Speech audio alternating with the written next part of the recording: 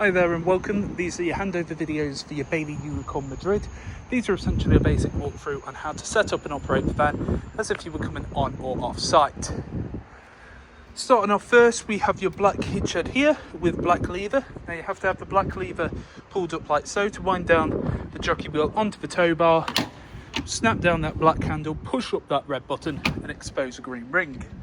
You have a breakaway cable just here. Breakaway cable has to be put through an eye point if you have one. If not, wrap it around the tow bar.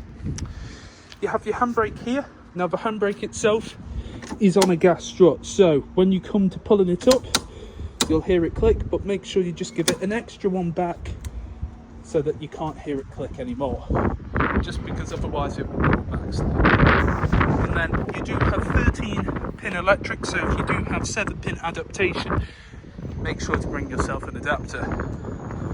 2 points side by side and 2 points at the back, we have inserts for your legs.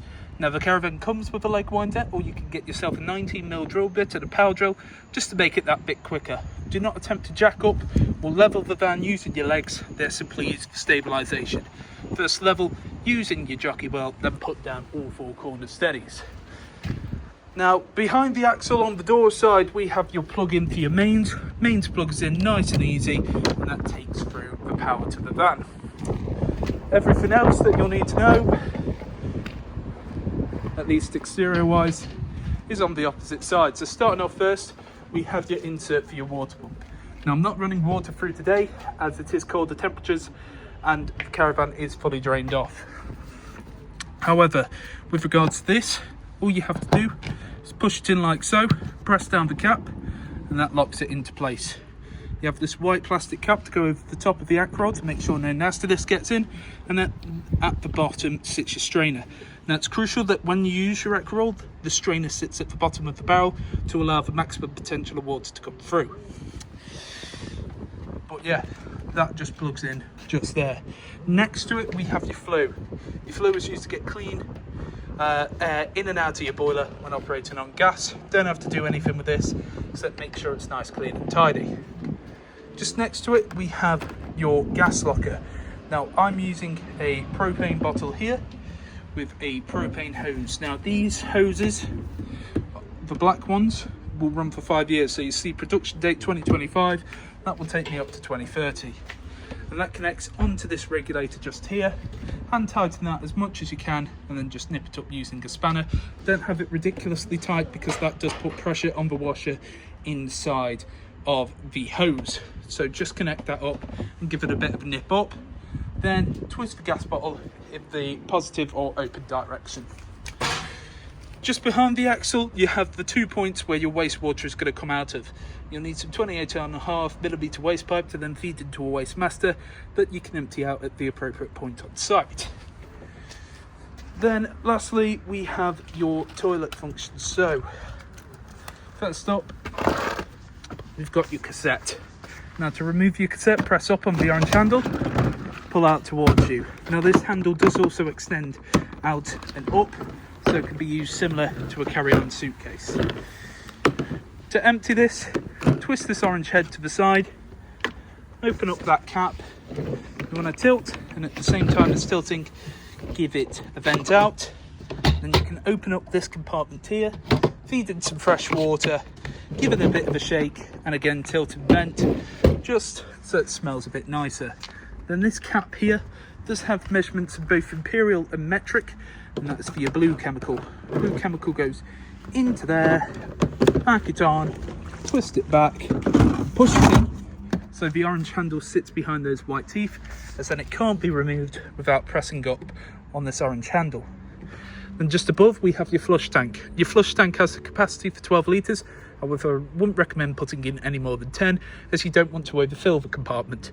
You can also add a bit of pink chemical which works as a bleach without being corrosive and makes it smell a bit nicer. Now you don't want to travel with either of these two full, so just to the side here you have this little bung to drain off any remaining water from the flush tank. As mentioned, the caravan itself will be fully drained off before you leave with it. Then underneath your right hand side seat you have first your boiler just here, and then you have that yellow switch valve. Now that switch valve is your drain valve, When it's in the upright position as it is now, that is allowing the flow of water to be drained off. So no water can come through when that is up. When you want water to come through, you flick it to the vertical position either way, and it will allow the water to come through. November to March, have that up permanently unless you're actively using the caravan, and anytime you come off site, make sure you drain it off. In this, in this cabinet right next to the door, we have your brain box for your motor mover and also your ignition part as well. This is applicable to only your van. Then underneath your dinette, we have both your trips and your fuses as well. If you need some more information on what they do, please have a look inside your book pack. I'd always recommend to carry some extra fuses with you as well. And just here we have your main control panel. So we're currently on, and it shows right now 13.4 volts are coming into the van. Now that is not from leisure battery, that is from your mains. When you have no leisure battery on, that will give an accurate, when you have no mains plugged in, that will give you an accurate representation of your leisure battery, which is situated there. Just next to it, we have a pump button. Now, that pump button you press in, it would light up green. When it's green, that shows that water is being drawn through into the actual boiler. And it's that little button just there. Now, once that has stopped being green, that means the boiler is full. Then come over to your sink, open up on both hot and cold, and let it run for about 30 seconds. If there's any coughs and splutters, go outside and ensure that the strainer is situated at the bottom of the barrel. And that your drain valve is also in the correct position. It may be a case that the system itself is just overly pressurized, especially if you've not used it in a little while. Then you have lights, and then awning lights, so press that in, go to the outside, and you can see awning light on just there, and then you have individual controls for light switches just there. Opposing that, we have your outer panel. So you turn it on using this button here, and once it's on, there will be a little green light there. Naturally, that interface will shut itself down if not interacted with in about 5 minutes, so it doesn't disturb you whilst you sleep. However, that green light will continue to stay on. So this is the home screen. Right now it says the internal temperature of the caravan is 17.5 degrees. Press in menu and you come to this screen. This is your interface that you'll use. So first up, you have the house with the thermometer in it. That is for the internal temperature that you desire. Goes up to a maximum of 30. You can either press and hold to bring it down, or you can individually tap as well. It will go up or down in 0.5. Whatever you set it to, it will get to that temperature, and it usually takes about an hour to get there. Next up, you have that shower icon, which is for your water heat. So it's currently off. Midway, we'll get the water temperature to around about 40 degrees. And full will prioritise the heating of the water over the heating of the van itself for around about half an hour. After that half an hour, it will then drop it back down to midway. So when you have it set up, you'll get to about 70, then drop it back down. Next, we have your energy sources. So we can either use 1, 2 or 3 kilowatt of mains. Now do be aware that some sites do not have the capacity for 3 kilowatts of mains. Or we can use gas, or we can use a mixture of gas and either 1, 2 and 3. I'd recommend if you've got mains on the side, you may as well use the mains. Then you press that cog, you go through to some additional settings. I'm not going to run through that as we have set it up to what we believe is the most easy to use interface. If you'd like to know what they represent, please have a look inside your book pack. Turn this off, press the button, it'll tell you it's off, and then it shuts down. Then you actually have the outer boiler inside this cupboard just here.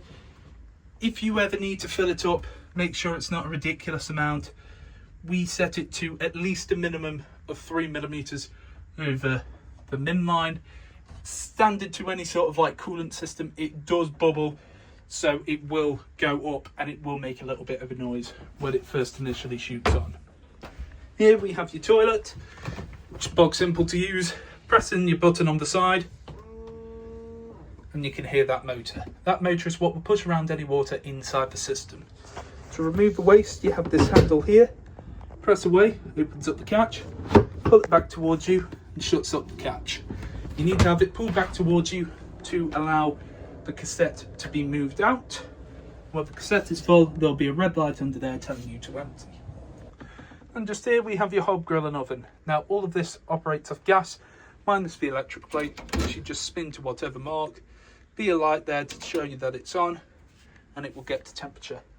Everything else, press in the dial, twist it to the side, press your igniter. Now it may be a case it takes either a little bit of time to light up, or it will light up and then shut out. That is just the gas making its way through its system to start off. This is what it looks like when they're all lit. As you can see, all your burners nice and lit. Turn it off back to the central position. Then it's the same when it comes to the grill. There you can see the grill. Now it may be a case that one side will light up and then the other. And finally, your oven. So let me see if I can do this with one hand. There we go. Oven all nice and lit there as well. Only other real thing to note, you can travel with your gas hose on, but make sure the gas bottle itself is off. And you need to travel with this glass sheet down, but don't put it down until all of these burners are cold to the touch.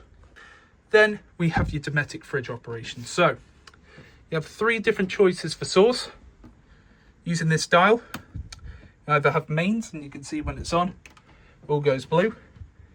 That battery there is representative of your 13-pin electric when you're towing, so do not put it on unless you are towing, as otherwise it will trip it out. Lastly, we have your gas. On the other side, for the gas itself, we have this dial. This is the amount of power coming into the fridge. Thicker the bar, more power, the quicker it's going to chill. It does take, even on full capacity, 4 hours to fully chill. Now for the gas, it also works where you press in this dial and press in this igniter at the same time.